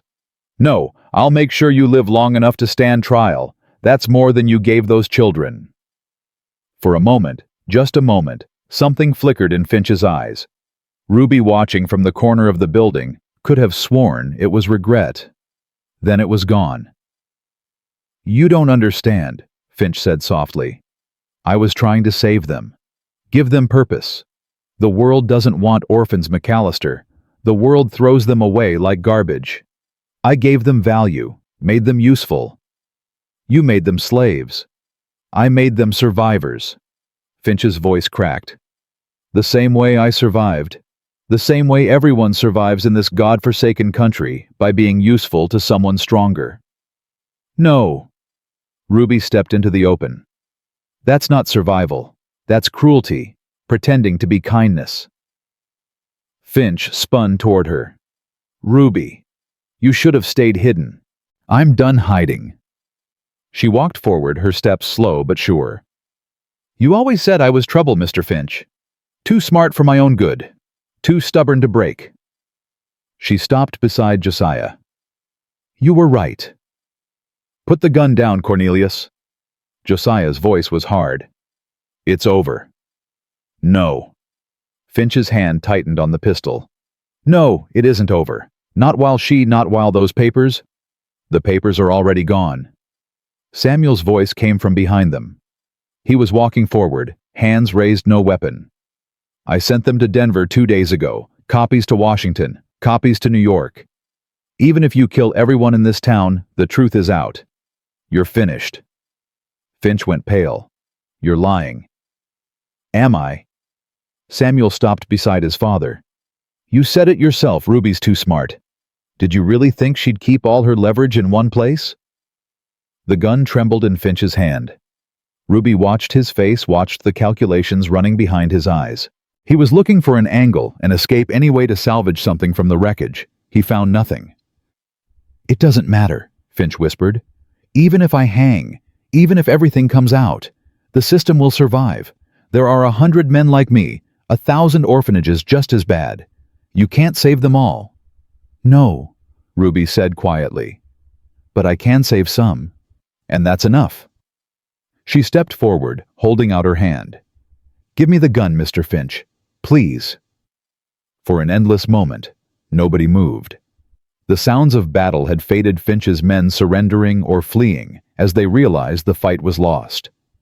The whole town seemed to hold its breath. Then, Cornelius Finch, the monster of Ruby's nightmares, the man who'd haunted her across 3 territories, lowered his weapon. You win, he said. The words seemed to age him decades. You win, Ruby Ann Dawson. Josiah stepped forward and took the gun. No, Ruby said, watching Finch crumble. We all win. Every child you ever hurt. Every family you ever destroyed. Every grave you dug in the dark. Her voice didn't waver. They win. Finch said nothing. There was nothing left to say. Sheriff Cormack appeared with 2 deputies taking Finch into custody. The townspeople emerged from their positions dazed and bloodied, but alive. Someone was crying. Someone else was laughing. The sounds mixed together into something that felt like victory. Josiah pulled Ruby into his arms. You scared the hell out of me. I know. She hugged him back, fierce and tight. I'm sorry. Don't be. You were braver than any of us. Samuel joined them, his hand on Ruby's shoulder. It's really over. Almost. Josiah looked at the street, at the wounded being tended, at Finch being led away in chains. Chen will be here tomorrow. We'll need to give statements. Make sure the case is airtight. And after that, Josiah was quiet for a moment. Then he looked at Ruby. After that, we go home. All of us. Together. Ruby's eyes filled with tears. Home. If you'll have us. Josiah's voice was rough. I know the ranch isn't much. I know I'm not much, but... Yes. The word came out before she could stop it. Yes, yes, yes. She was laughing and crying at the same time. Josiah was too. Even Samuel, the composed city doctor, had tears streaming down his face. They stood there in the middle of a street that had been a battlefield minutes before, holding each other like they'd never let go. Ellie approached, slowly, not wanting to intrude. Josiah. He looked up, one arm still around Ruby. Thank you, he said. For everything. Don't thank me yet. But she was smiling. You're going to need help rebuilding that ranch of yours, and I've been meaning to expand my business anyway. What are you saying? I'm saying Miller's Creek is getting too small for me. She met his eyes, steady and sure. I'm saying maybe I'd like to see what Wyoming looks like from the other side of that mountain. Ruby grinned. She's saying she wants to come with us. Ellie flushed. I'm saying nothing of the sort. Yes, you are. Ruby's grin widened. And Josiah wants you to. Don't you, Josiah? Josiah looked at Ellie. At this woman who'd stood beside him when everyone else had walked away. Who'd nursed him, believed him, fought for him without asking for anything in return. Martha had told him once that love didn't replace love. It just made room for more. Yeah, he said quietly. I do. Ellie's face softened. Then I suppose that's settled. I suppose it is. They stood together as the sun rose fully over Miller's Creek. The wounded were being treated. Finch's men were being rounded up. The telegraph was already humming with news of the battle, spreading the story across the territory. Ruby looked at the people around her. Josiah, Samuel, Ellie, the townspeople who'd risked everything on a stranger's word, and felt something she'd almost forgotten existed. Home, family, belonging. She'd spent 2 years running. 2 years believing she'd never be safe, never be wanted, never be anything but a burden to whoever was unlucky enough to take her in. She'd been wrong. Ruby. Samuel's voice was gentle. You okay? I'm thinking about my mama. Ruby wiped her eyes. Wondering if she can see this. If she knows I'm okay. I think she knows. Samuel crouched beside her. I think she's proud. How can you be sure? Because I know what it's like to lose someone and wonder if they're watching. Samuel's voice thickened. My mother. Your grandmother in a way. If you'll have us, she used to say that love doesn't end with death. It just changes form. Becomes something you carry with you instead of something you hold. Ruby considered this. I like that. She was wise, my mother. Like you. I'm not wise. You're 12 years old, and you just brought down a criminal empire. Samuel smiled. That's not just wise. That's remarkable. Ruby ducked her head, embarrassed. I had help. Everyone needs help. That's what family's for.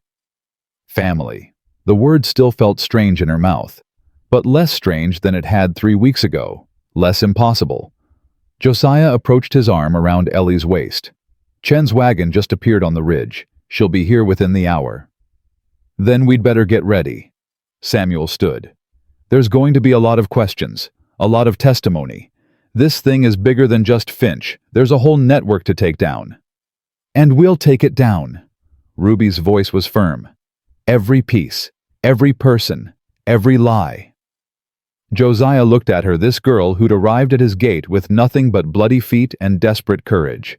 She'd changed him, saved him, given him back a reason to live when he'd forgotten what living meant. I believe you, he said. Ruby smiled. Then let's finish this. They walked together toward the edge of town, toward the approaching wagon, toward whatever came next. Behind them, Miller's Creek was already rebuilding, patching walls, treating wounds, starting the slow process of returning to normal. But nothing would ever be normal again. Not really. This town had stood against evil and won.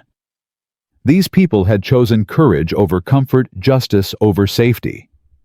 That changed things. Changed everyone. Ruby took Josiah's hand on one side, Samuel's on the other. Ellie walked beside them, her presence steady and warm. 4 people who'd found each other in the wreckage of broken lives.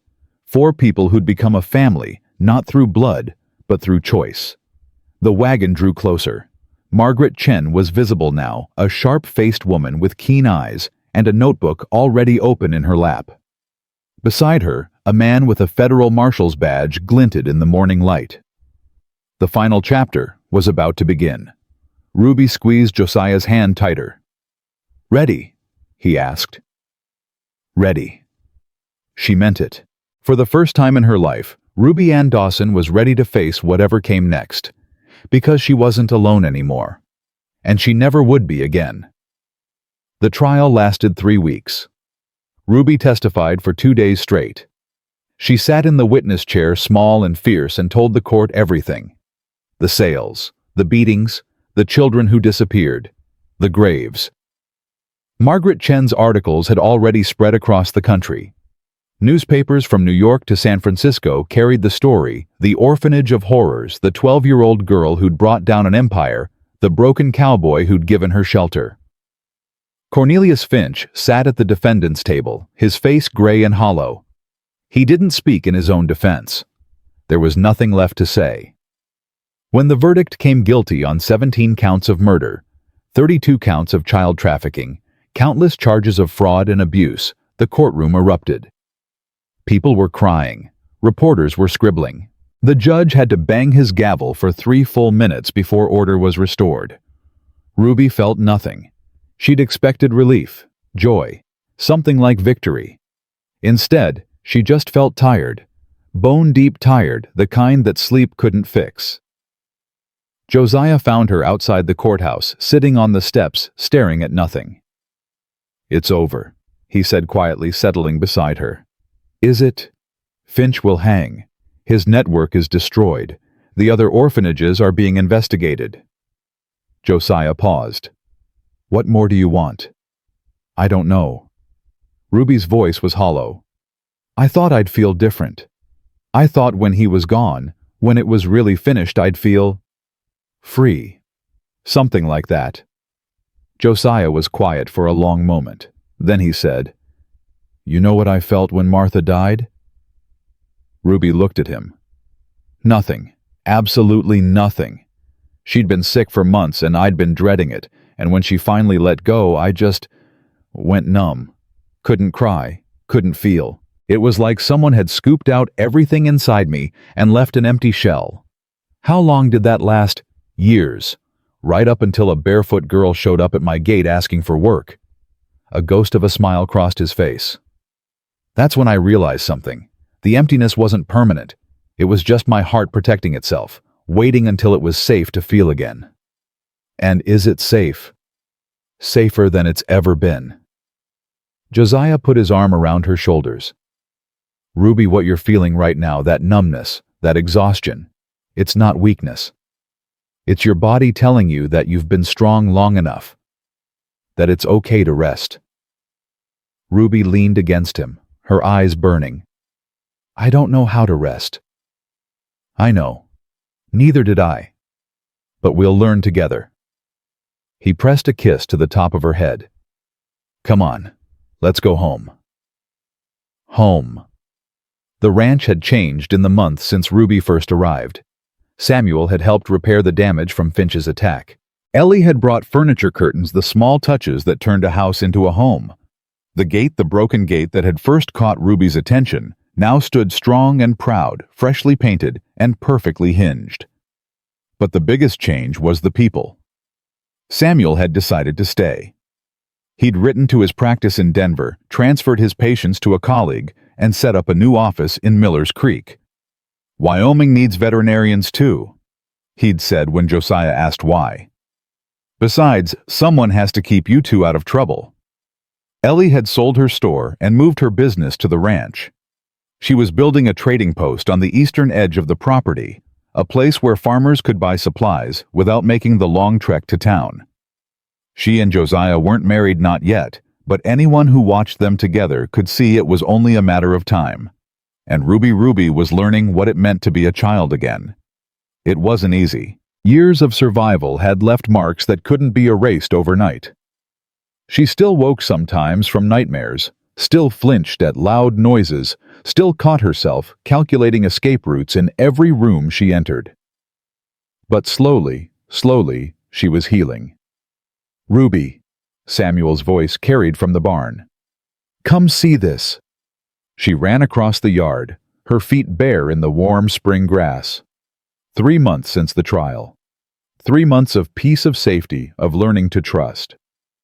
Samuel was kneeling beside a mare who'd given birth overnight. A foal lay in the straw, its legs too long, its eyes too big, its coat the color of dark honey. "She's beautiful," Ruby breathed. "She's yours." Ruby's head snapped up. "What?" "Father and I talked about it.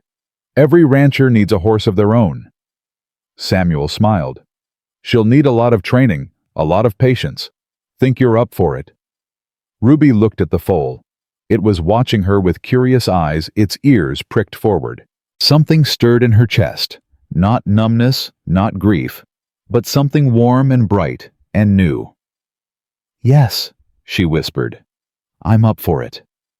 She knelt in the straw, letting the foal sniff her hand. Its nose was soft as velvet. "What are you going to call her?" Samuel asked.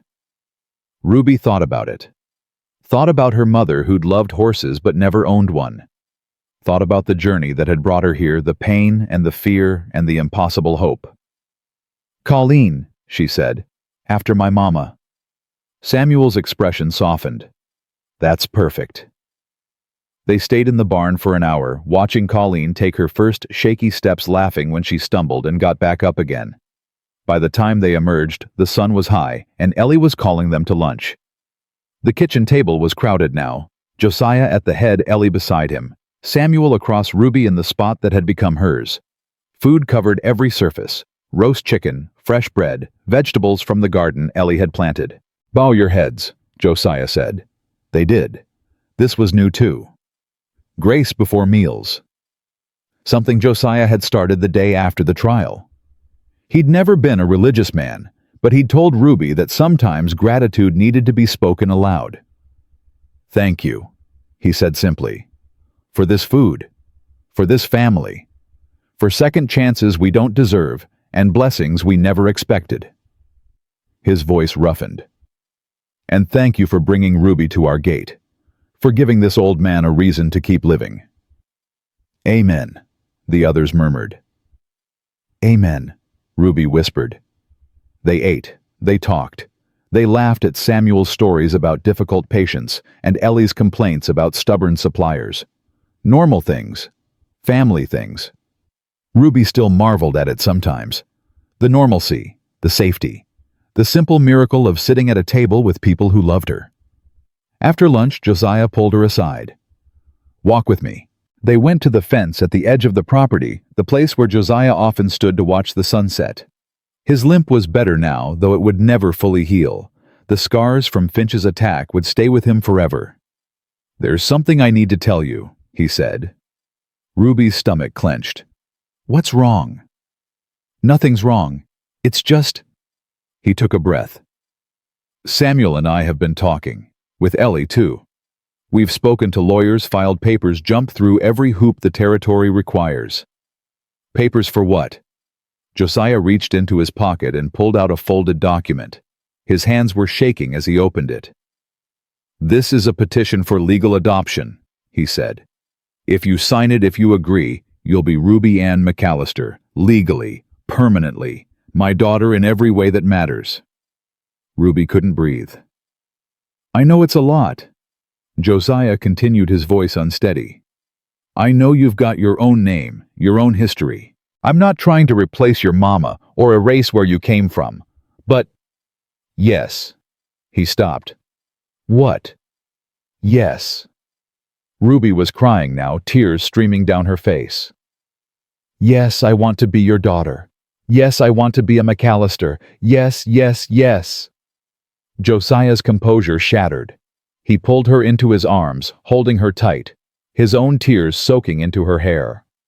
"I thought I'd lost the ability to love," he said brokenly. "I thought when Martha died, that part of me died with her. But you, God, Ruby, you brought me back to life. You saved me first. No, you saved yourself. I just opened the gate." They held each other for a long time. Father and daughter, two broken people, who'd found wholeness in each other. When they finally pulled apart, Ruby took the pen he offered and signed her name on the document. Ruby Ann McAllister. The letters felt strange and right and permanent. "It's official," Josiah said, his voice rough. "You're stuck with us now." "I can think of worse fates." He laughed, really laughed, the sound full and warm. It was still rare, that laugh, but it was coming more often. They walked back to the house together. That evening, the whole family gathered on the porch to watch the sunset. Josiah in his chair, Ellie beside him, their hands intertwined. Samuel on the steps, whittling something that might become a horse. Ruby on the railing, her legs dangling Colleen's soft whinnies, drifting from the barn. "I got a letter today," Samuel said without looking up. "From Margaret Chen." "What did she want?" Josiah asked. "She's writing a book, about the Finch case, about Ruby." Samuel glanced at his sister now legally and forever. "She wants to tell the whole story, how a 12-year-old girl took down a monster." Ruby shifted uncomfortably. "I don't know if I want to be famous." "You don't have to decide now. She said she'd wait until you're ready." "What if I'm never ready?" "Then she doesn't write it." Samuel set down his whittling. "Ruby, this is your story. You control how it gets told, or if it gets told at all." Ruby considered this. The idea of people reading about her, knowing what she'd suffered, what she'd done, it made her skin crawl. But then she thought about the other children. The ones still trapped in places like Finch's orphanage. The ones who might see her story and realize they weren't alone. "Maybe someday," she said finally. "When I'm older, when I can tell it myself." "That's fair." Samuel smiled. "For what it's worth, I think you'd make a hell of a writer." "Language," Ellie said mildly. "Sorry, ma'am." Ruby grinned. Family. She had a family. The word still felt new in her mouth, fragile as a baby bird. The sun sank lower, painting the sky in shades of orange and gold. Somewhere in the distance, a coyote howled. Closer, the chickens were settling into their coop, clucking softly. "Ruby." Josiah's voice was quiet. "Can I ask you something? Anything. Do you ever think about your mama? What she'd say if she could see you now?" Ruby was silent for a long moment. She thought about Colleen Dawson, not the foal, but the woman. Her mother's tired eyes, her gentle hands, the way she'd smile even when everything was falling apart. "She'd say I found exactly what she always wanted for me," Ruby said finally. "A home, a family, people who love me." Her voice thickened. She'd say she was proud. "She'd be right." Josiah reached out and took her hand. "I'm proud too, Ruby. Every single day. Even when I burned the biscuits last week. Especially then. It takes real talent to create something that hard." Ruby laughed, and the sound carried across the prairie like music. They sat together as darkness fell, not talking much, just being. The stars emerged one by one, scattered across the sky like diamonds on black velvet. A breeze picked up, carrying the scent of grass and horses and home. "I should check on Colleen," Ruby said eventually. "Make sure she settled okay." "I'll come with you." Josiah stood groaning as his joints protested. Old bones need the exercise. "You're not old?" "I'm 56, Ruby." "That's not old, that's seasoned." Ellie laughed. "She's got you there." They walked to the barn together, father and daughter. The foal was curled up in the straw, her mother watching over her with patient eyes. Ruby knelt beside them, stroking Colleen's soft neck. "You know what I love most about horses," Ruby said. "What's that? They don't care about your past. They don't judge you for where you came from or what you've done. They just care about how you treat them now in this moment. She looked up at Josiah. People could learn from that. People could learn a lot of things. Josiah leaned against the stall door. Most of them don't. But some do. Yeah. He smiled. Some do. They stayed in the barn until Ruby's eyes started to droop. Josiah carried her back to the house. She protested, said she was too old to be carried, but she was asleep before they reached the porch. He tucked her into bed, the way he used to tuck in Sarah a lifetime ago. The way he'd imagined tucking in grandchildren he'd never expected to have. Ruby stirred as he pulled the quilt up to her chin. "Dad?" The word hit him like a thunderbolt. She'd never called him that before. Always Josiah, never Dad. "Yeah, sweetheart. Thank you." Her eyes were already closing. "For everything. Thank you," he whispered back. "For finding me." She was asleep before he finished speaking. Josiah stood in the doorway for a long time watching her breathe. This girl who'd come to him with nothing. This girl who'd given him everything. Martha had been wrong about one thing. She'd said he was too stubborn to know when he was beaten. But he'd been beaten for 4 years, beaten by grief, by guilt, by the terrible weight of living alone. Ruby had saved him, not through some grand gesture, some heroic act, just by existing, by needing him, by believing he was worth saving when he'd stopped believing it himself. That was the real miracle, not the trial, not Finch's downfall, not even the family they'd built from the wreckage of broken lives. The miracle was love. Simple, stubborn, impossible love. Josiah closed the door softly and went to find Ellie. She was waiting for him on the porch, 2 cups of coffee in her hands. "She called me Dad," he said. Ellie smiled. "I heard. First time. First of many, I expect." She handed him a cup. "You did good, Josiah McAllister. Real good." "We did good. All of us." They stood together watching the stars. After a while, Josiah put his arm around her shoulders. She leaned into him, warm and solid and real. "You going to marry me?" he asked. The question surprised both of them. Josiah hadn't planned to ask, the words had just come out natural as breathing. Ellie was quiet for a long moment. "Is that a proposal?" "I reckon it is." "Not very romantic." "I'm 56 years old and I've got a bad leg. Romance is overrated." Ellie laughed, and the sound was like coming home. "Yes," she said, "I'm going to marry you, Josiah McAllister, though God knows why. Because you love me. Because I love you." She turned to face him, her eyes bright. "And because I love that girl in there like she's my own. And because this family, this strange, beautiful, broken family, is exactly where I'm supposed to be." Josiah kissed her. Gentle, thorough, full of promises he intended to keep. When they pulled apart, both of them were smiling. "Should we tell the others?" Ellie asked. "In the morning. Let them sleep. Samuel will pretend to be surprised. Samuel's a terrible actor." "He really is." They laughed together, soft and easy. Somewhere in the barn, Colleen whinnied. Somewhere in the house, Ruby dreamed of horses and sunshine and the mother who would always be with her. And Josiah McAllister, the broken man who'd opened his gate to a barefoot child, stood on his porch and felt something he'd forgotten existed. Peace. Complete, absolute, unshakable peace. The journey wasn't over. There would be more challenges, more hard days, more moments when the past reached up and grabbed them by the throat. But they would face those moments together. Father and daughter, husband and wife, brother and sister. Family. Not the family they were born into. The family they chose. The family they built. The family that had saved them all. Ruby had asked for work that December morning.